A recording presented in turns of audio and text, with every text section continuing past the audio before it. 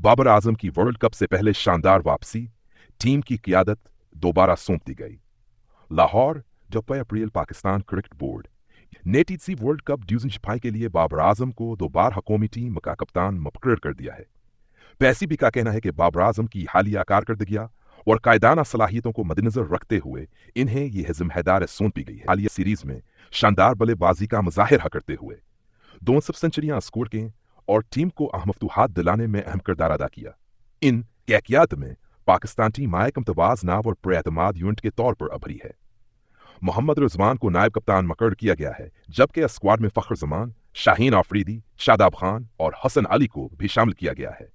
यूनिस खान को beating consultant की जिम्मेदारी दी गई है ताकि खिलाड़ियों को तकनीकी बेहतरी में मदद मिल सके। बाबर आजम ने मीडिया से बात करते हुए कहा, यह मेरे लिए एजाज है कि एक बार फिर पाकिस्तान की क़ियादत का मौका मिला। हम वर्ल्ड कप में बेहतरीन कारकर्दगी दिखाने के लिए पुरअज़्म हैं। टीम का हर खिलाड़ी मेहनत कर रहा है और हमारा हदफ ट्रॉफी जीतना है। पाकिस्तान टीम वर्ल्ड कप से कबल 2 वार्म अप सीरीज खेलेगी, एक बांग्लादेश और दूसरी इंग्लैंड के खिलाफ।